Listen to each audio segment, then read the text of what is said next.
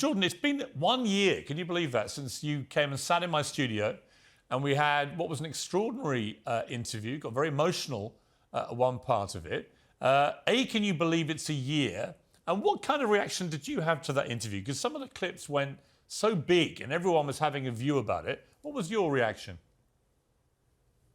Well, I enjoyed talking to you, and I'm never that happy really when I become emotional about something that's being discussed, and sometimes for me that's a consequence of not exactly optimal health. You know, it makes me a little bit more emotionally fragile than I'd like to be, but by the same token, I wasn't unhappy with it.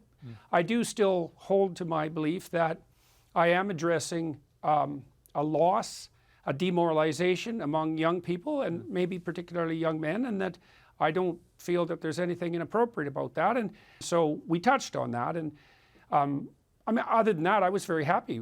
I was very happy overall with the interview and with the manner in which people received it.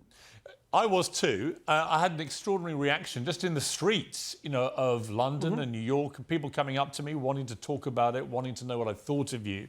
And it made me realise just how wide your influence is and how important you are to so many people, especially, actually, young men.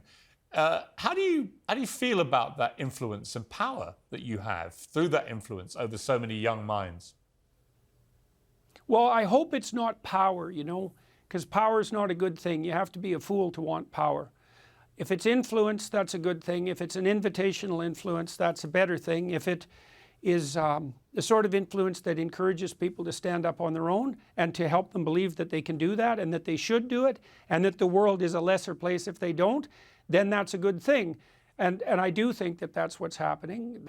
I interviewed Steven Pinker recently, and he'd always said for years that we've never had it so good as a planet. That statistically, whether it was poverty or health or age or whatever it may be, that on almost every recordable metric, this is the best time to ever be alive. And I asked him whether post the pandemic, the war in Ukraine, the cost of living crisis around the world, did he still feel that that held true? And he said yes, that actually despite that, this is the best time, actually, in many ways, to ever be alive.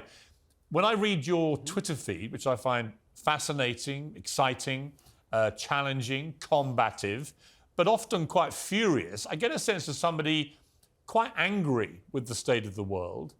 Is that a fair reflection of your state of mind about the world? If so, why? Am I angry? No, I wouldn't say precisely so. I'm upset at many things that I see. I think the net zero move is a travesty in 5 different dimensions. I'm absolutely appalled that the globalist utopian elitists would sacrifice the poor to save the planet, especially when there's no evidence whatsoever that they're actually effectively saving the planet. And we could take Germany as a case in point there, and I would say the UK to some degree. But I'm fundamentally optimistic. I think that human beings can solve any problem that's set in front of them. And this is also another place where I think the apocalyptic utopians have got something seriously wrong. Like, they basically take a zero-sum approach to economic analysis of the world. We have finite resources. There's only room for a certain number of people. And so, of course, that begs the question of what in your world you're going to do with all those excess people. And we have to move towards degrowth, or there's going to be an apocalypse. And I think everything about that set of presuppositions is wrong. We don't live in a zero-sum universe.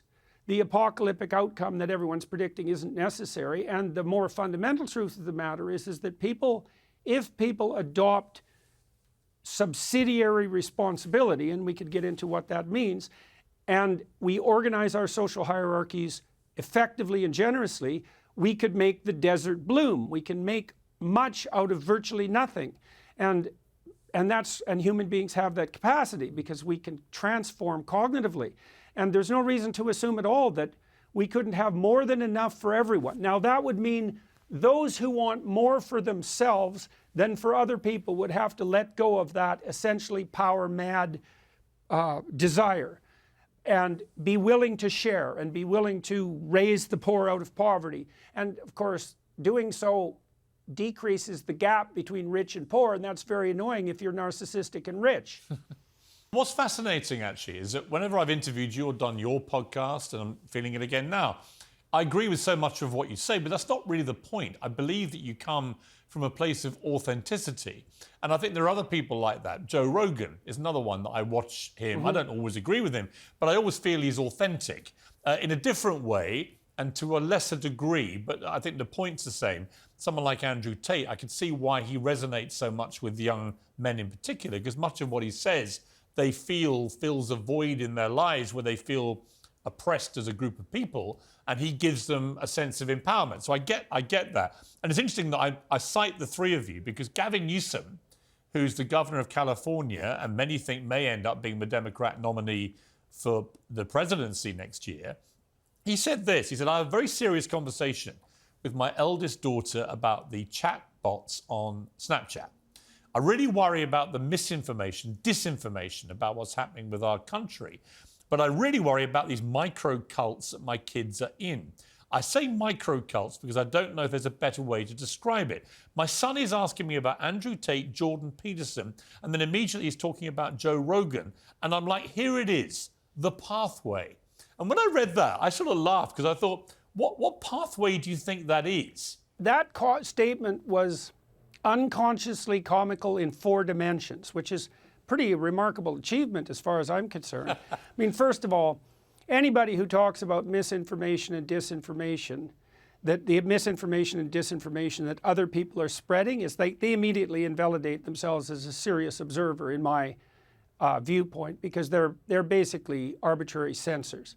I mean, it's not as if we have some stellar and completely omniscient manner of distinguishing truth from falsehood, which is why we have free speech, so we can hash things out. And if people are foolish enough to believe that there's some straightforward way of identifying the purveyors of mis and disinformation, which is what the UN insists upon now, then they are in fact identifying themselves as the prime purveyors of such falsehood, I would say. Then the micro comment, that's just ridiculously funny, because if you are daft enough to think that Joe Rogan is a micro cult, you live in 1995. Yes.